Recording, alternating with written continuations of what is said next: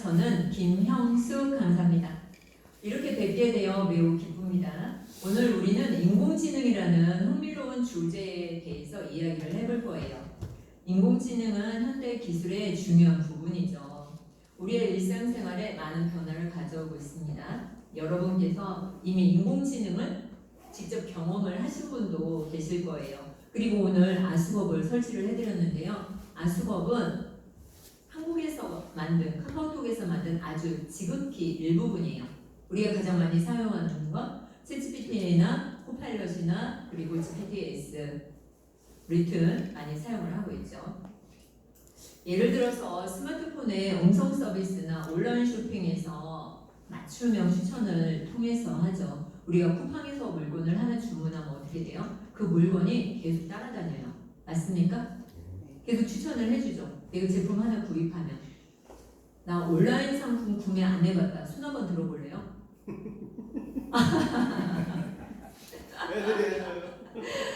네, 큰일 났어요.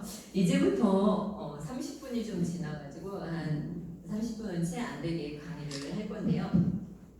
우리는 인공지능이 무엇인지, 어떻게 발전해 왔는지, 그리고 우리 생활에 어떤 영향을 미치는지에 대해서 알아보겠습니다. 마지막에 질문 딱 한 가지 받을 수도 있고 못 받을 수도 있어요. 제가 7월 이번 주 금요일부터 강의를 중남구에서 곳곳에서 강의를 하거든요. 부족하면은 그때 들어오시면 되겠습니다. 오늘 강의 목표는요, 인공지능의 기본 개념을 이해하고 실생활에서 어떻게 활용하는지에 대해서 알아보도록 하겠습니다. 5가지 주제인데요. 첫 번째는 인공지능의 역사와 발전, 두 번째는 인공지능의 실제 사례, 여러분에게 지극히 작게 보여주려고 제가 아수법을 설치를 하라고 했습니다. 세 번째는 인공지능의 기본 원리, 네 번째는 인공지능과 윤리, 그리고 질문을 받는 시간도 있으면 좋겠습니다. 그러면 인공지능은 언제부터 시작이 되었을까요? 퀴즈입니다. 몇 년도에 시작이 되었을까요? 인공지능. 이 말이 언제부터 사용이 되었을까요? 언제 개발이 되었을까요? 2000. 로봇 만들 때부터. 우리가요 생각하는 게 지금 2000년도라고 생각을 하잖아요. 코로나 이전부터, 훨씬 이전부터 시작이 되었습니다. 언제냐면 1950년도. 1950년도에 시작이 되었어요. 어떻게 시작이 되었을까요? 튜닝이라는 사람이 있습니다. 앨런 튜닝 들어보셨나요? 앨런 튜닝이 무슨 생각을 했냐면 기계가 생각을 할 수 있을까? 이런 생각을 하게 된 거죠. 몇 년도에? 1950년도. 근데 우리는 착각을 하죠. 2000년도 아니야? 1900년도 아니야? 아닙니다. 50년대부터 벌써 시작이 되었어요. 기계가 생각할 수 있는가 그 질문을 통해서 인공지능의 개념을 제시를 했죠. 그리고 컴퓨터 공학과 컴퓨터 과학, 인공지능의 아버지라고 불리고 있어요. 누가요? 나오세요. 선물. 자, 커피 당첨되셨습니다. 금방 가르치신 건데. 네, 금방 가르쳐준 것만 질문을 합니다. 네, 알려주지 않으면 퀴즈를 내지 않습니다. 앨런 튜닝. 다음에 맞추면 제가 직접 만든 달력을 선물로 드릴게요. 제가 직접 만든 달력을 선물로 드릴게요. 좀 지나긴 했지만. 컴퓨터 과학과 인공지능의 아버지로 불리는 영국의 수학자이자 논리학자입니다. 튜닝은 이분은요 컴퓨터 과학, 암호화 그리고 인공지능 분야에서 지대한 영향을 미쳤습니다. 근데 이렇게 똑똑하면 사고가 어떻게 될까요? 어서 오세요. 반갑습니다. 이분의 업적에 대해서 한번 알아보도록 할게요. 튜닝 기계에 여기 1936년도에 논문을 발표했어요. 50년도에 기계가 생각을 할 수 있을까? 이러한 생각을 했는데 36년도에 논문을 쓴 거죠. 어떤 논문을 썼냐면요. On computable numbers with an application to the Entscheidungsproblem. 엄청 길죠. 발음하기도 힘들어요. 이 Entscheidungsproblem 이것은 무엇이냐면 의사결정 문제예요. 그래서 계산 가능성의 개념을 설명하기 위해서 튜닝 기계가 나왔죠. 그래서 이것을 이론적으로 정립을 하기 시작을 합니다. 그리고 이것이 컴퓨터를 개발한 시초가 되었어요. 컴퓨터 개념의 기초가 되었고요. 이론적 컴퓨터 과학의 근간을 이루는 모델이 되었죠. 누가? 튜닝이, 앨런 튜닝. 그러면 두 번째는 암호 해독을 했습니다. 어떠한 암호 해독을 했을까요? 제2차 세계대전이 발발을 했죠. 전쟁 중에 영국 정부의 암호를 이 사람이 풉니다. 어떻게 풀었을까요? 궁금하시죠?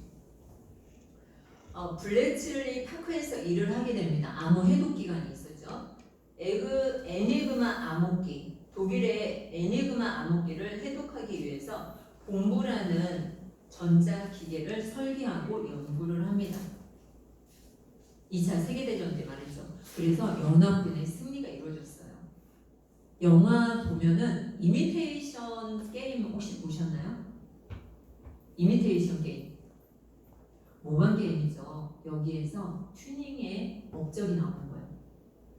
제2차 세계대전에서 중추적인 역할을 한 뛰어난 수학자이자 암호 해독가였죠. 이 앨런 튜닝의 삶을 그린 영화가 바로 이미테이션 게임입니다. 역사 드라마죠. 2014년도에 개봉을 했어요. 그리고 영국에서 그때 동성애가 한참 유행을 했거든요.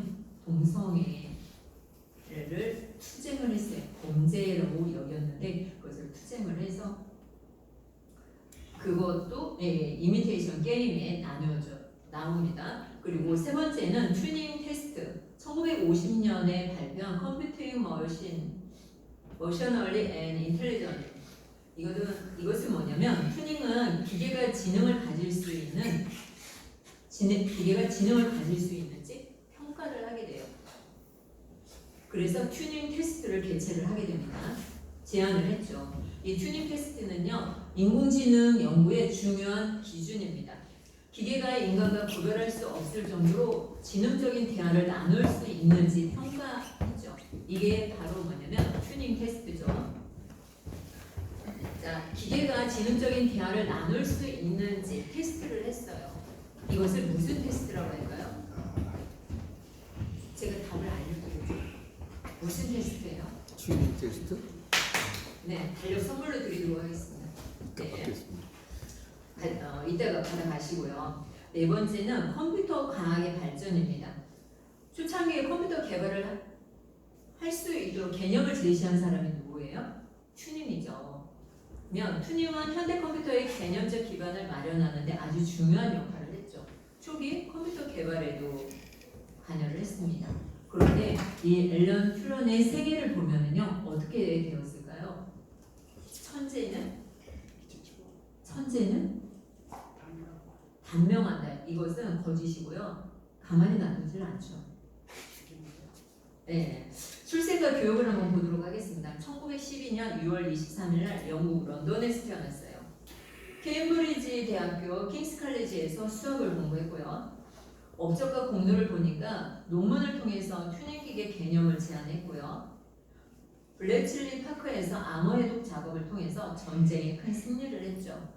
전쟁을 단축했고 더 희생자들을 많이 없앴어요. 사람의 생명을 많이 구한 거죠. 암호 해독기를 풀므로 인해서. 죽음. 1954년 6월 7일 날 사망했습니다. 공식적으로는 자살로 기록이 되어져 있어요. 네, 자살한 게 아니에요.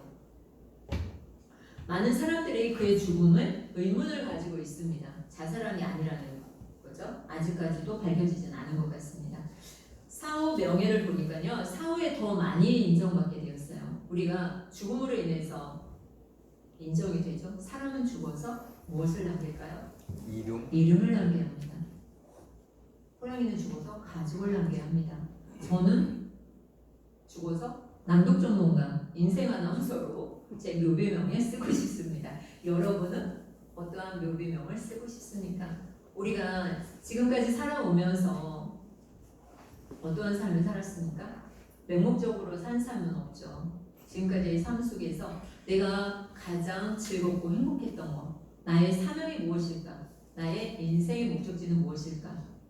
사람은 어디서 나서 어디로 가는가? 이 튜닝은 무엇이었어요? 그게 바로 인공지능이었죠. 기계도 생각할 수 있는가? 여러분은 무엇을 생각하시겠습니까?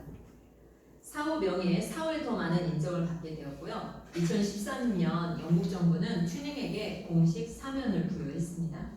2019년 영국의 파운드를 보면은요, 지폐에 들어가 있어요. 튜닝 사진이 50파운드짜리. 그의 모습이 새겨져 있고요. 앨런 튜닝의 상당 업적은 오늘날 이 컴퓨터 공학과 인공지능에 많은 발전을 끼쳤죠. 그러면서 현대 기술의 기초를 이해했고 남긴 유산을 통해서 우리가 더 나은 미래로 갈 수 있는 발판을 마련해 주었습니다. 주요 발전 단계를 살펴보도록 할게요. 1956년 다트머스 회의에서 인공지능이 학문으로 탄생을 했습니다. 몇 년도예요? 54년? 50년? 56년. 56년도에 인공지능이 학문으로 나오기 시작했어요. 지금은 학문으로 나와서 너도 나도 챗GPT로 글을 씁니다.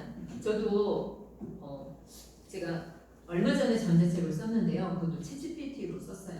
노션을 이용했고 챗GPT를 이용했고 또 컬러링 북을 만들었는데 그것도 하나가 없어진다고 하잖아요. 의사도 없어지고.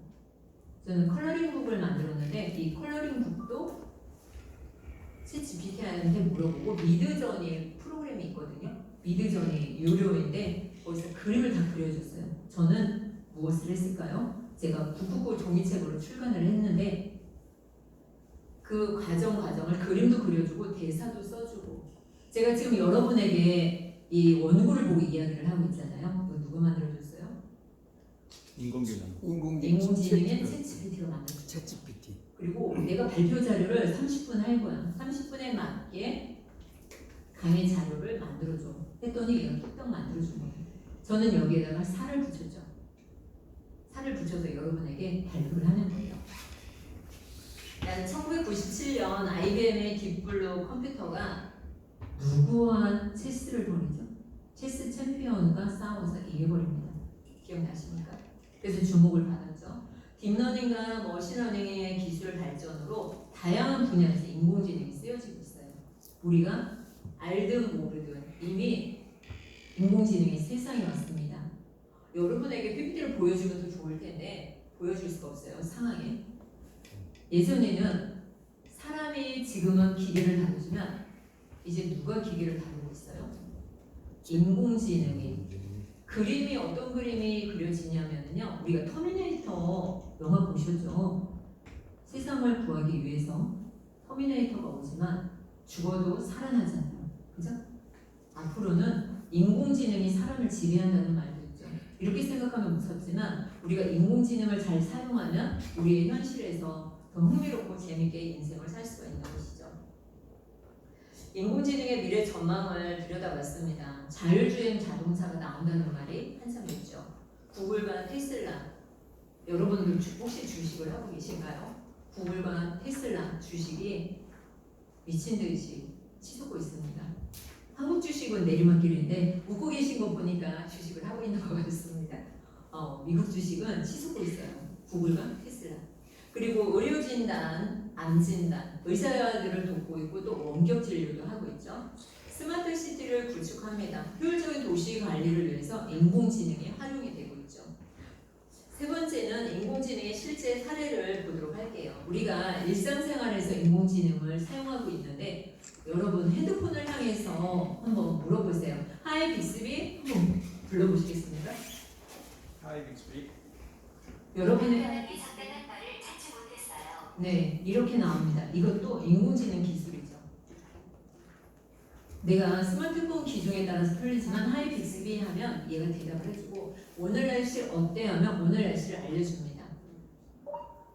노래를 틀어줘 하면 노래를 들려주고 영화를 보여줘 하면 영화를 보여주고 네, 대화가 가능한 거죠. 스마트폰 음성 서비스 하이 빅스비. 집에서는 누가 있어요? 집에서 누가 있을까요? 여러분 TV 좋아하시잖아요. 퇴직하고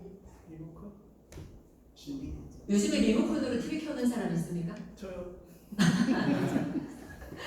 하이지님 TV 켜줘. 말로. 하이지님 TV 꺼줘. 꺼줍니다. 나 방송 채널도 바꿔줍니다. 집에 가서 한번 사용해 보시기 바랍니다. 그러면 인터넷에서 날씨를 검색해서 다 알려주죠. 자, 두 번째는 맞춤형 추천 시스템을 합니다. 제가 아까 쿠팡도 이야기를 했죠. 제가 얼마 전에 주름이 있잖아요. 샀거든요. 그랬더니 계속 그것만 보여주는 거예요. 내가 어떠한 물건을 샀을 때 그 물건만 계속 보여주죠. 넷플릭스 영화도 마찬가지예요. 넷플릭스에서 영화 보잖아요. 내가 구입한 거 그것만 보여주죠. 그런 종류만. 의료 분야도 마찬가지죠. AI 기반 진단 보조 시스템을 이용해서 폐암이 있는지 없는지 촬영해서 보내면 사람보다 더 정확하게 볼 수 있는 게 AI인 거죠. 그러면서 암이 있으면은 어떠한 징후가 발견되었습니다. 정밀 검진을 받으세요. 이렇게 이야기를 해줍니다. 인공지능의 기본 원리 네 번째 한번 보도록 하겠습니다. 머신러닝과 딥러닝이 있는데요. 첫 번째 머신러닝은 무엇일까요? 머신러닝. 많은 데이터를 통해서 학습하는 알고리즘을 머신러닝이라고 합니다. 우리가 학습법을 통해서 초등학교부터 대학교, 대학원, 석사, 박사까지 받아도 무엇을 해요? 인공지능을 따라가지 못해요.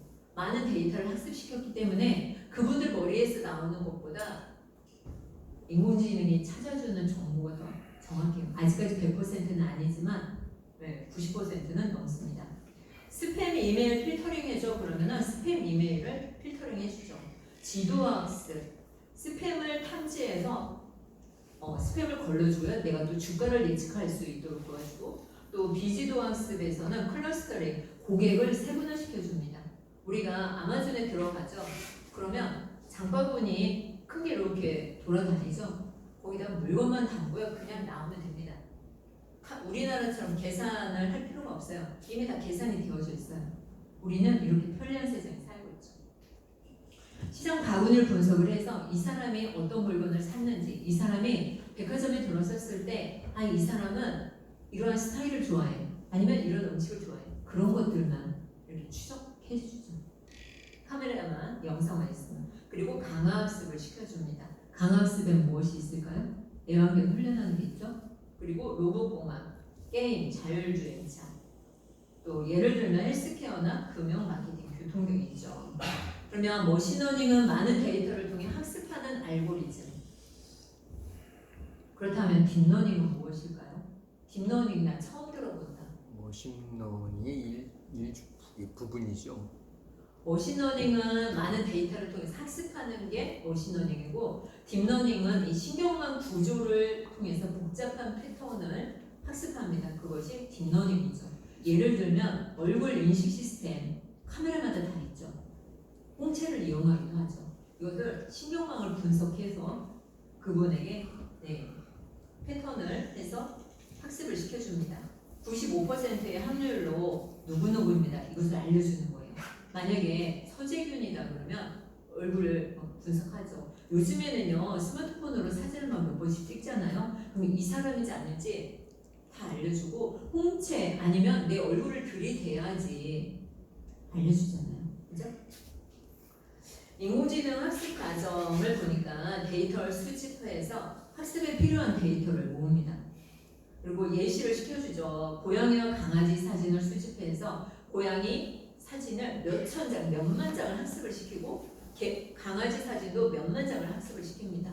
고양이 사진을 보여주고 얘는 강아지야. 그러면은 어떻게 찾아줘요? 얘는 강아지가 아니야, 고양이야. 이렇게 이해를 해줘요. 아기가 말을 배우는 과정하고 흡사합니다. 그러면 다섯 번째, 인공지능과 윤리 문제를 보도록 할게요. 윤리적인 문제, 개인적인 정보는 어떻게 될까요?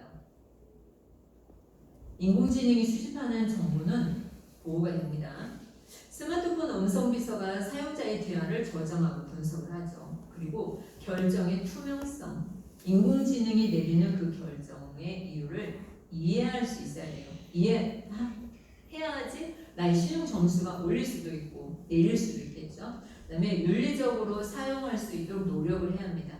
인공지능 개발자와 사용자는 윤리적인 책임을 다해야 하죠. 그냥 만들어 놓고 개인정보가 유출된다든가 나의 사생활이 노출된다든가 그러면 안 되겠죠.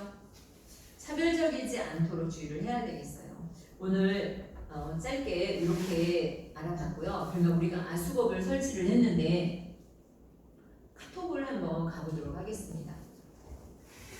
카톡에 들어가서 아수법을 실행을 시켜보세요. 그리고 채팅방에서 얘한테 질문을 하는 거예요. 뭐라고 질문을 할까요? 내가 하고 싶은 질문을 한번 입력을 해보세요. 오늘 저녁의 메뉴를 무엇으로 저녁에 양식을 먹을 건데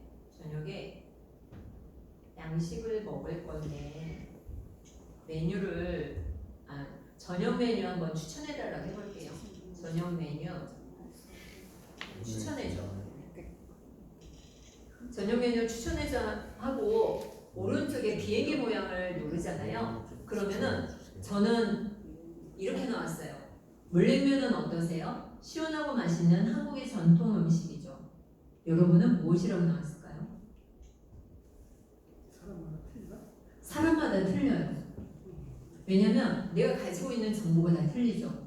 그렇기 때문에 여러분도 한번 물어보세요.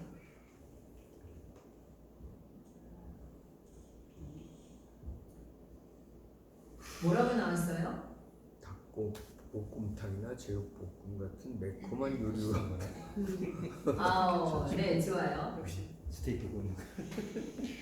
스테이크 종류로 나왔어요? 여긴 돈 많이 드는 식사. 파스타하고 이야. 스테이크 먹으러 나오네. 부자인가 봅니다. 저는 물냉면을 추천을 해줬네요. 물냉면도 좋던데 그쪽으로 할게요. 네, 좋아요. 다른 분은 어떻게 나왔을까요?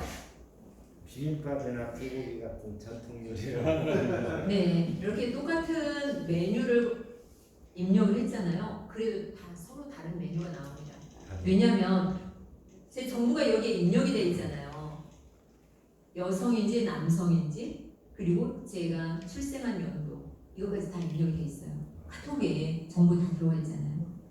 자, 그러면 여러분들은 여행 좋아하십니까? 네. 그러면 여행을 한번 2박 3일 제주도 여행 계획해줘. 이렇게 한번 입력을 해보세요. 2박 3일 유럽 여행 계획해줘. 그러면 카톡이 숙소, 펜션까지 다 계획을 짜줘요. 나는 된장찌개를 좋아해. 된장찌개 레시피를 만들어줘. 그럼 된장찌개 레시피가 나옵니다.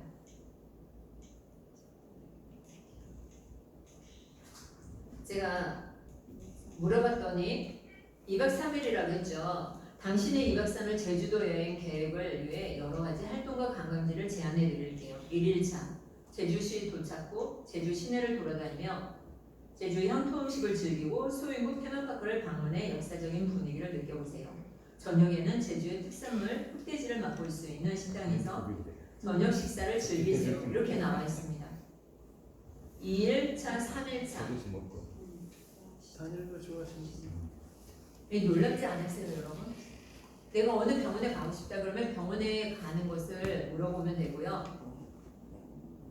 20대의 젊은 남녀 청춘 그려줘. 그림도 그려줍니다. 그림을 그려달라고 한번 명령을 내려보세요.